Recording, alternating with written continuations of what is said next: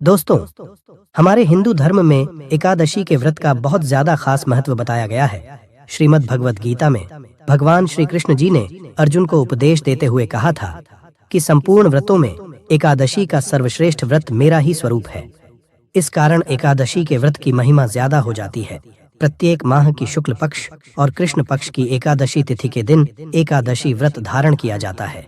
प्रत्येक व्रत का अपना खास महत्व माना गया है।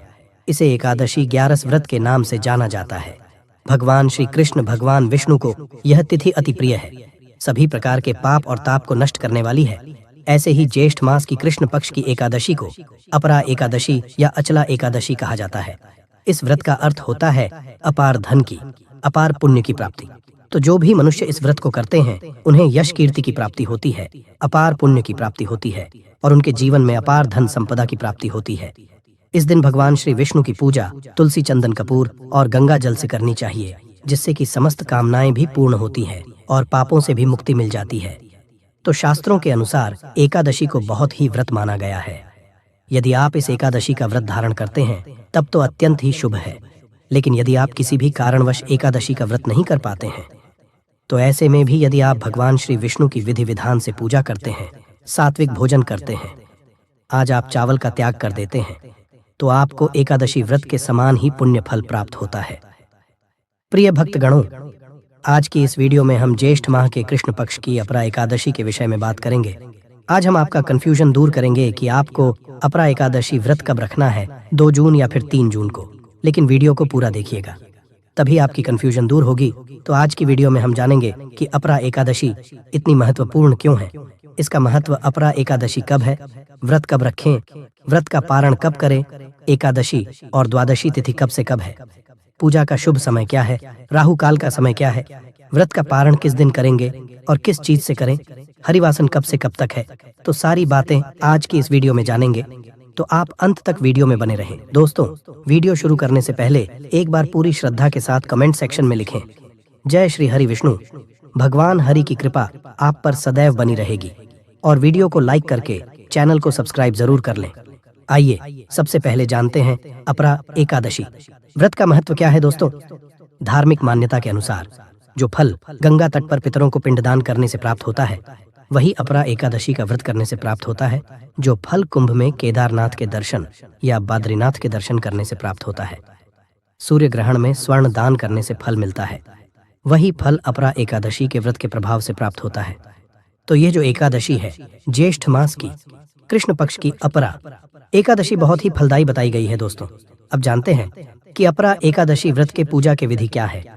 एकादशी की दशमी तिथि से ही एकादशी व्रत के नियमों का पालन प्रारंभ हो जाता है। जो लोग इस व्रत को हर बार करते हैं उन्हें यह सब नियम पता होते हैं, लेकिन जो लोग पहली बार ही व्रत कर रहे हैं उनके लिए बता दूं, दशमी तिथि के दिन से ही आपको सात्विक भोजन ग्रहण करना होता है। जैसे कि आप प्रातःकाल स्नान करेंगे, दशमी के दिन तो उस दिन से ही आपको दिन में लहसुन प्याज नहीं खाना है, मसूर की दाल नहीं लेनी है, चावल आज नहीं लेना चाहिए, क्योंकि कल हमें एकादशी का व्रत करना होता है। और ऐसे ही जैसे टमाटर, साग इत्यादि चीजें आज नहीं खाई जाती हैं। और शाम के समय सूर्यास्त से पहले ही आपको अन्न ग्रहण कर लेना है और सूर्यास्त के बाद अन्न नहीं लिया जाता है। इस बात का आपको ध्यान रखना है। सूर्यास्त के बाद यानी सूर्य डूबने के बाद यदि आपको भूख लगती है तो आप फल इत्यादि खा सकते हैं, लेकिन आप अनाज नहीं लेंगे। बस इतना ध्यान रखना है। रात्रि में आपको भूमि पर शयन करने का विधान बताया गया है। हमारे शास्त्रों में तो संभव हो तो भूमि पर शयन करें, अन्यथा आपका बिस्तर शुद्ध हो।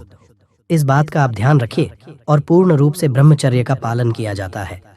दशमी तिथि के दिन आपको इस बात का भी ध्यान रखना है। एकादशी के दिन प्रातःकाल जल्दी उठे और स्नान इत्यादि करने के बाद आपको सबसे पहले सूर्यदेव को जल देना है। उसके बाद भगवान श्री हरि विष्णु की पूजा करनी है। अब बहुत लोगों के प्रश्न आते हैं कि हम पहले पूजा कर लिए लेकिन जल देना ध्यान नहीं रहा, तो क्या करें।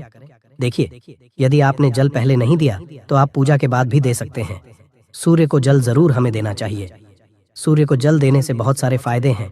हमारे जीवन की जो सभी प्रकार की जो परेशानियां हैं, सूर्य को जल देने से दूर होती हैं।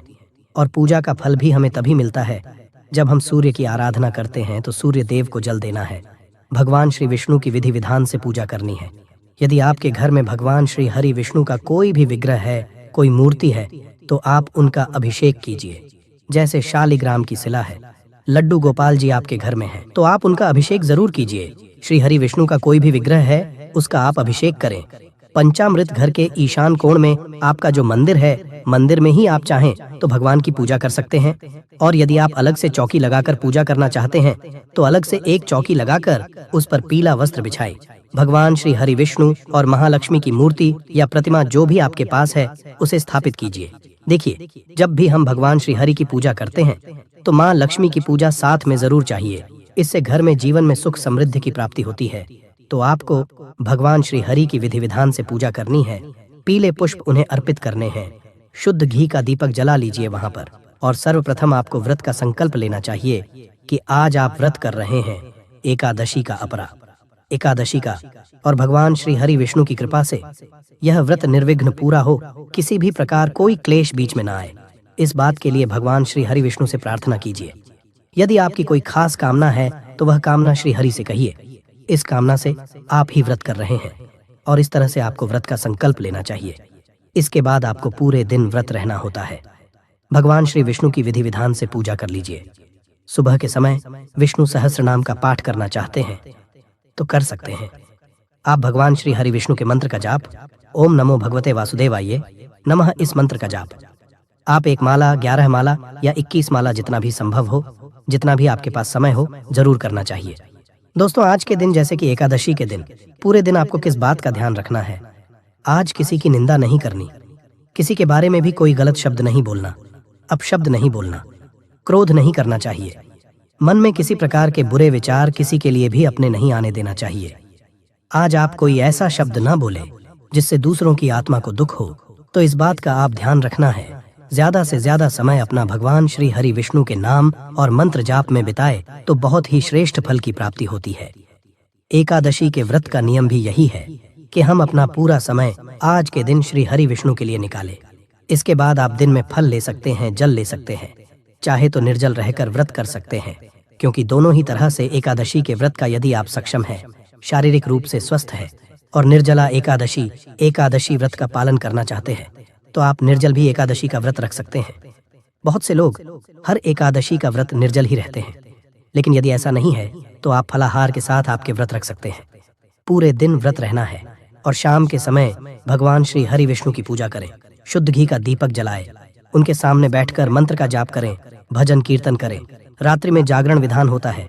एकादशी के दिन तो संभव हो जितना भी समय, उतने समय आपको जागरण करना चाहिए। मतलब रात्रि में जाकर और भगवान श्री हरि विष्णु के नाम का, उनके मंत्र का स्मरण करें, भजन कीर्तन करें, बहुत श्रेष्ठ होता है। एकादशी की रात्रि में अखंड दीपक जलाने का विधान है। यदि आप रात्रि में अखंड दीपक जलाते हैं तो बहुत ही श्रेष्ठ फल की प्राप्ति होती है। ऐसा कहा जाता है कि एकादशी की रात में जो भी भक्त भगवान श्री हरि विष्णु के नाम का दीप दान करते हैं उनके जीवन में कभी भी अंधेरा नहीं होता, उनके रास्ते हमेशा खुले रहते हैं और उनको भवसागर से मुक्ति मिलती है। तो बहुत ही श्रेष्ठ फल पर प्राप्त होता है एकादशी के दिन अखंड दीपक जलाने का। एकादशी के दिन प्रातः काल जल्दी उठे और स्नान इत्यादि करने के बाद भगवान श्री हरि विष्णु की पूजा करनी है। आपको पूजा के बाद आपको किसी को दान करना चाहिए या किसी जरूरतमंद को घर बुलाकर भोजन कराए तो सर्वश्रेष्ठ है। लेकिन यदि ऐसा संभव नहीं है तो किसी के निमित्त आप पर कुछ भोजन की सामग्री निकाल दीजिए, जैसे कि कच्ची आटा, दाल, सब्जियां, फल, जो भी आप दान करना चाहते हैं, वस्त्र इत्यादि भी दान कर सकते हैं। और आज आप फलों का दान करें, जैसे कि सीजनल जो फल होते हैं, खरबूज, तरबूज, इन सब चीजों का दान बहुत श्रेष्ठ माना जाता है। कोई भी फल जो आप दान करना चाहते हैं जरूर निकाले, अपने सामर्थ्य अनुसार दान करना चाहिए, लेकिन कम से कम एक व्यक्ति के लिए भोजन की सामग्री आज जरूर दान करनी है। और उसके बाद शुभ मुहूर्त में आपको पारण करना होता है, लेकिन पारण सही विधि से ना किया जाए। हमारे शास्त्रों में बताया गया है कि यदि कोई व्यक्ति निर्धारित पारण समय के अंदर एकादशी का पारण नहीं करता है तो उसे द्वादशी पर फिर से पूरा दिन उपवास करना पड़ेगा और वह त्रयोदशी पर ही उसे पूर्ण कर पाएगा। कई बार कुछ लोग यात्रा में होते हैं, फिर भूल जाने के कारण एकादशी व्रत तो कर लेते हैं लेकिन उसका पारण नहीं कर पाते। ऐसे प्रसंगों में व्यक्ति को सावधानी पूर्वक याद से एकादशी व्रत का पारण जरूर करना चाहिए। व्रत का पारण समय के अंदर ही करें।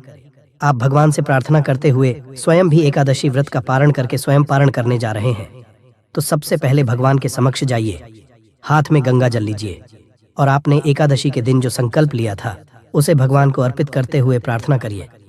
हे केशव, मैं अज्ञान रूपी अंधकार से अंधा हो रहा हूँ। इस व्रत द्वारा प्रसन्न होकर मुझ पर कृपा कीजिए। मुझे अपनी भक्ति और ज्ञान रूपी नेत्र प्रदान करिए। इस प्रकार भगवान से प्रार्थना करते हुए एकादशी का फल भगवान के चरणों में अर्पित करें। आदर्श स्थिति तो यही होती है कि आप जगन्नाथ जी के पूरी में मिलने वाले सूखे चावल लेकर उससे व्रत का करें। लेकिन यदि वह चावल आपके पास नहीं है तो आप भगवान को अर्पित कोई भी अन्य युक्त प्रसाद लेकर पारण कर सकते हैं। निर्जल व्रत रखा था जिन्होंने जल के साथ व्रत रखा था वह फल या दूध के साथ पारण कर सकते हैं, लेकिन जिन्होंने एक समय पर फल, दूध या एकादशी प्रसाद लिया था वह अन्न युक्त प्रसाद से ही व्रत का पारण कर सकते हैं। तो इस प्रकार एक संपूर्ण विधि और पूर्ण और श्रद्धा के साथ एकादशी का पारण कर सकते हैं और अपने एकादशी व्रत को पूर्ण कर सकते हैं। आइए अब जानते हैं एकादशी तिथि कब से प्रारंभ है। शुभ मुहूर्त। इस बार एकादशी की तिथि प्रारंभ होगी 2 जून रविवार की सुबह 5:05 से। इससे दशमी तिथि रहेगी और एकादशी की तिथि समाप्त होगी 3 जून सोमवार की सुबह 2:41 पर। क्योंकि एकादशी की तिथि इस बार 2 दिन रहने वाली है, ऐसे में इस बार दोनों ही दिन एकादशी का उपवास रखा जाएगा।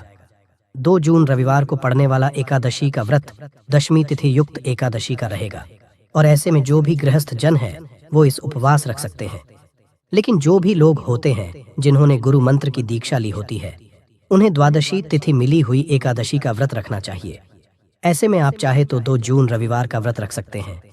लेकिन मोक्ष प्राप्ति की इच्छा रखने वाले सभी भक्तों को द्वादशी तिथि एकादशी का ही व्रत रखना चाहिए।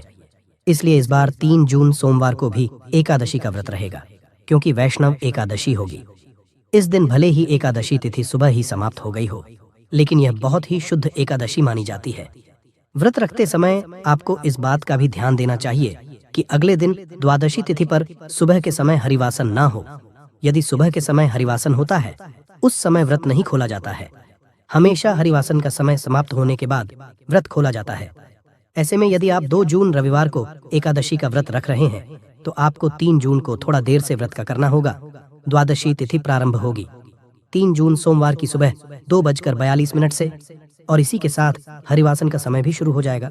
शुरुआत के 5 से 6 घंटे का समय हरिवासन रहता है और द्वादशी तिथि समाप्त होगी 4 जून मंगलवार को, यानी कि 3 जून सोमवार की ही मध्य रात्रि 12:18 पर। हरिवासन का जो समय है वह 3 जून सोमवार को सुबह 8:30 पर समाप्त होगा। इससे पहले तक आप उपवास नहीं खोल सकते क्योंकि हरिवासन रहेगा। ऐसे में जिन्होंने भी 2 जून को एकादशी का उपवास रखा है उन्हें 3 जून सोमवार को सुबह 8:35 से 9:55 के बीच में एकादशी का उपवास खोलना चाहिए। यदि किसी कारण से आप सुबह के समय उपवास न खोल पाए तो आप दोपहर 1 बजे से 3 बजे के बीच में अपना वास खोल सकते हैं। और जिन्होंने भी 3 जून सोमवार को वैष्णव अपरा एकादशी का उपवास रखा है वो 4 जून मंगलवार को सुबह 5:44 से 6:25 के बीच में अपना उपवास खोलेंगे।